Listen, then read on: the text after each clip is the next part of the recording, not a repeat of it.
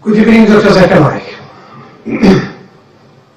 My name is Dr. Ramzi from Oxford, Ambassador of the Universal Peace Federation, and one of the members of the Muslim Council of Britain. I would like to say you are doing an excellent job. God bless you.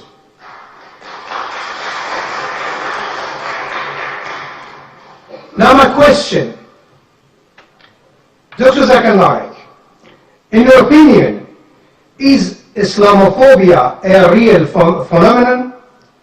And if so, how do you suggest it can be tackled?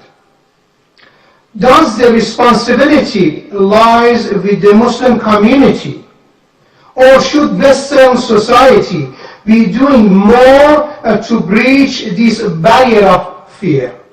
I'm talking about the fear. All phobias are fear of unknown. Thank you. The brother asked a very good question, that is Islamophobia a real phenomena? How should it be tackled? Is it the responsibility of the Muslim community to do it? Yes, there is Islamophobia, especially in this 21st century.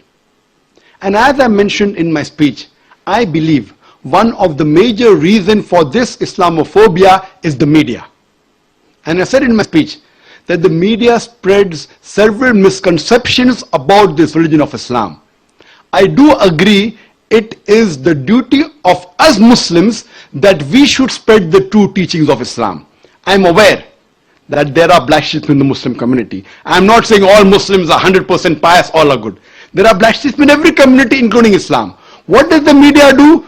They pick up the black sheep of the Muslim community and they portray on the media as though they're exemplary Muslims. What we have to do is we have to portray the right teachings of Quran and the sayings of the Prophet Muhammad, peace be upon him. And if any Muslim is involved in doing acts which are against the religion of Islam, which are acts of terrorism, killing of innocent human beings, it is the duty of us Muslims that we should tell such people it is haram. There are some people who are being misguided and they are being brainwashed into saying that killing innocent human being is part of Islam.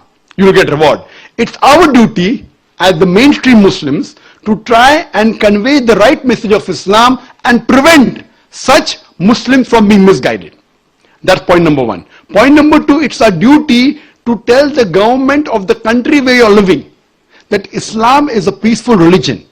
And what I believe that Muslims should be part of the solution, they should not be part of the problem.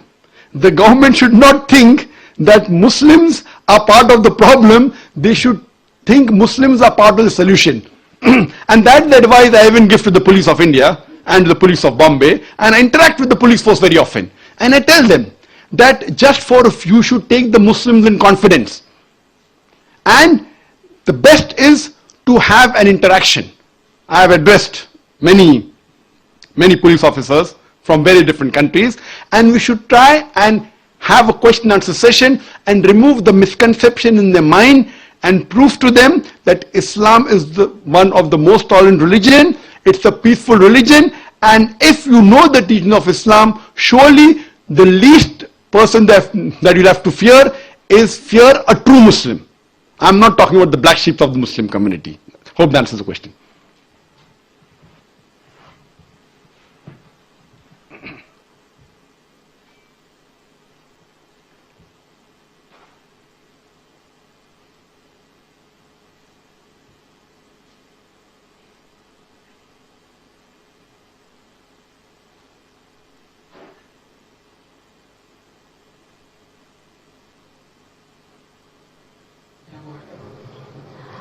Dr. Naik, I'm Yasmin, I'm a student at the university, and my question is sort of related to the last question.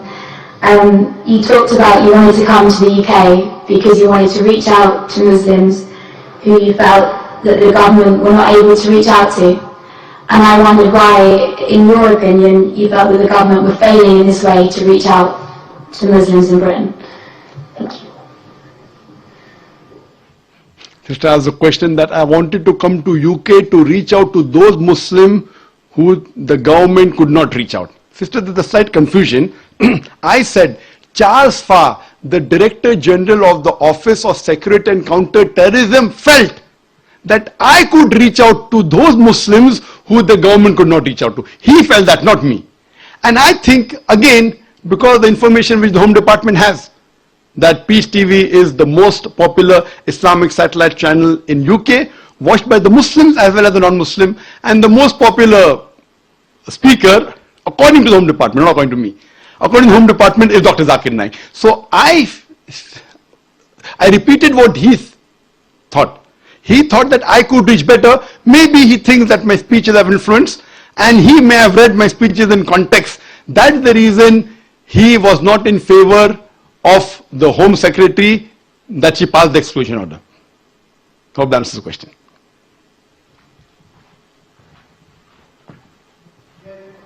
Do you think that he has a point? Do you think that, in some sense, the government are failing to reach out to the Muslims? Yes. Or no? If you ask my opinion, that do I agree with the thoughts of Charles Farr that the government is failing out? Yes, I do agree with him. I do agree because, as I said in my earlier answer, that the government should not think that Muslims are part of the problem. The government should think that Muslims are part of the solution. Because a Muslim, there are many Muslims who are British citizens, and it's the duty of every Muslim to follow all the laws of the country staying in, as long as the law does not force him to do something which is prohibited in the religion or prevents him from doing something which is compulsory in religion. As far as India is concerned, I do not know of any rule or any law in the constitution which forces a Muslim in India to do something which is prohibited.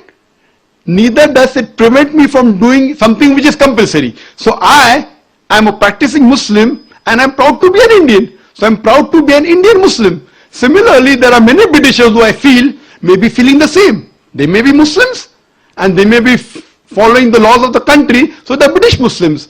So I feel that the government should take in confidence, and what they should do, that they should see to it that this maligning by the media should stop. And the best example is myself. I mean, there are 100 million viewers of Peace TV. And there are millions of people who tell that I am the ambassador for peace. They say I am a peaceful person. There are many heads of states of several foreign countries, many. They have called me as the state guest. So do you mean to say all these state guests of several countries, the president, the prime minister, the king, the sheikh, they meet me, they have dinner. Do you mean to say they are meeting a person who is promoting terrorism? A person who spreads hate?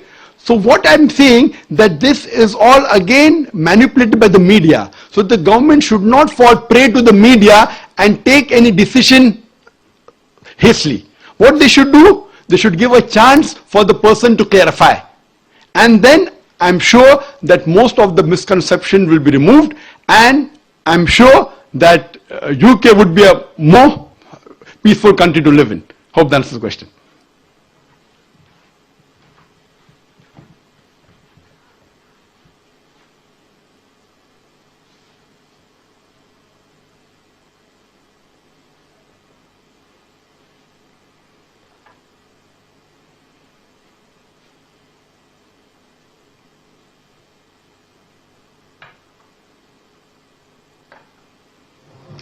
Dr. Naik, hello and thank you. My name is John. I'm a doctoral student here at Oxford and I'm from the USA.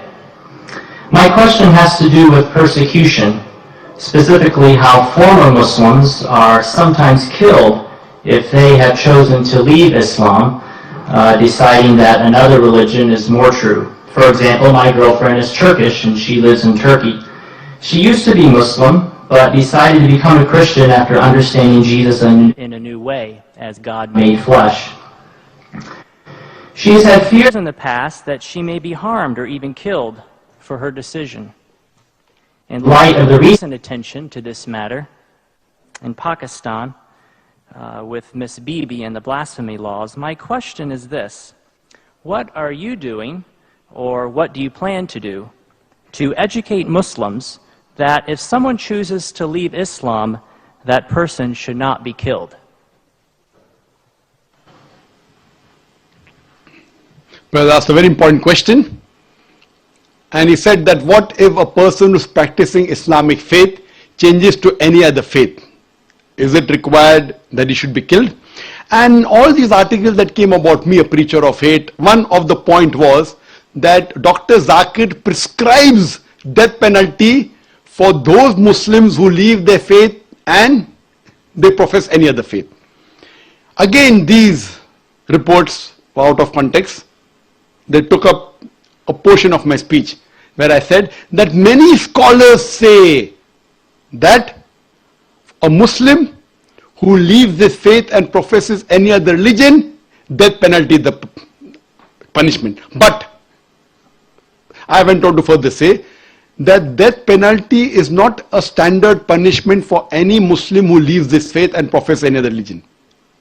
I gave the example that once during the time of the Prophet Muhammad, peace be upon him, there was a Muslim who converted to another faith and had done some wrong deeds for which the Prophet had told they should be put to death. But later on, when Hazrat Usman, may Allah be pleased with him, he approached the Prophet and said that the man should be forgiven, the Prophet pardoned him. This incident proves that death penalty is not the standard rule for any Muslim who changes his faith. If he does some act which requires to be punished by death, depending upon the act he has done. But according to Islam and according to Prophet Muhammad, peace be upon him, according to me, death penalty is not the standard rule for any Muslim who changes his faith and professes any other religion. And that's what I've told in my talks. But unfortunately what they do, they pick up a portion of my speech from the YouTube and they show it to the Home Secretary and the Home Secretary believes it. What you have to see is in context. I have to give one more example I'd like to give. That the moment I was banned in UK, I was supposed to travel to Toronto, Canada. Immediately when the ban was effected, even my visa for Canada was cancelled. They also had a 5-year visa. And I heard on the Toronto news, it says, here this preacher of the preacher of hate, hear what he says. And then they show my clipping. That when you beat your wife, don't beat on the face, point number 1.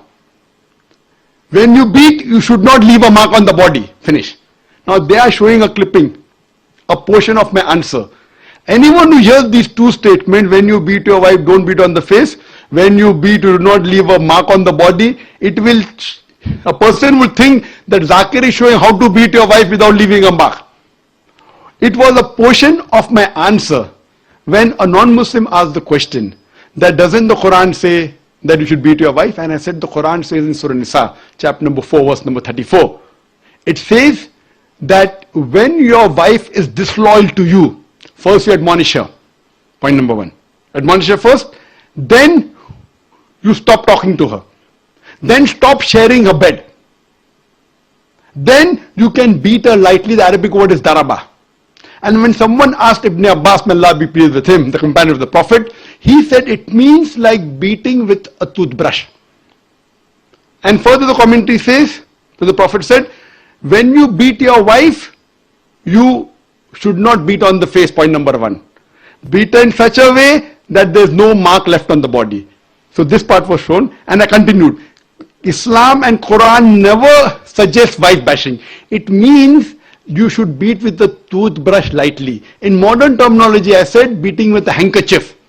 Just a symbolic beating, such that you don't beat on the face, even the symbolic beating, and don't beat in a way in which there's no mark left on the body. That means it's an admonition.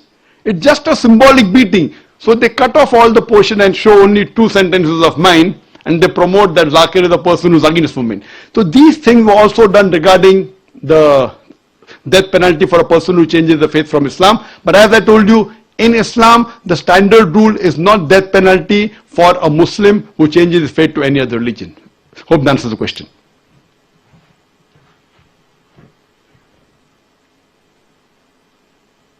What are you going to do to continue to educate people so that Muslims around the world know that? Brother, this I have mentioned in several of my speeches. Now when you ask the question, I gave the reply.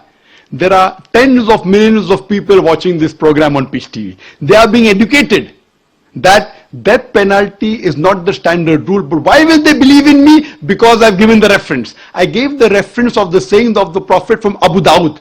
I'm giving the reference for more authenticity.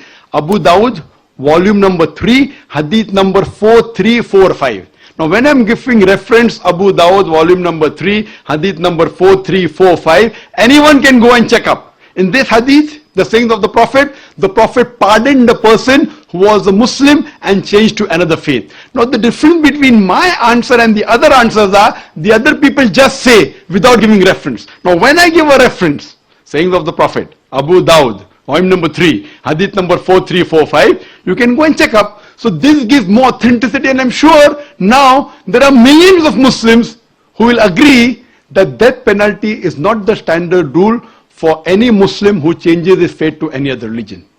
Hope that answers the question.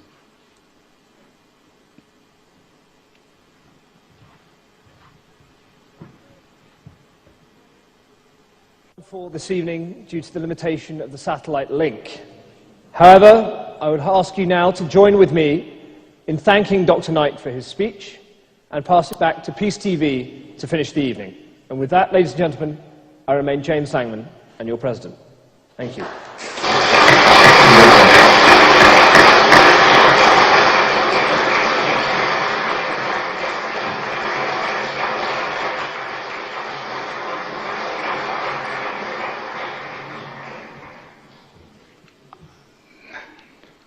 I would like to thank the Oxford Union, especially the president of the Oxford Union, Mr. James Langman, for making this event possible, and I really appreciate with the way they invited me for this talk, and at least now the people of UK can really see a live telecast that I am a person who gives the message of peace. In a live telecast there is no editing. There is no manipulation. You can have more faith in these live telecasts rather than clippings from YouTube which can be manipulated. I would like to thank the members of the Oxford Union once again, and I hope very shortly, once the exclusion order is reversed, I would like to personally come to the Oxford Union and meet the members of the Oxford Union. Thank you very much. Wa akhir da'wana alhamdulillahi rabbil alamin.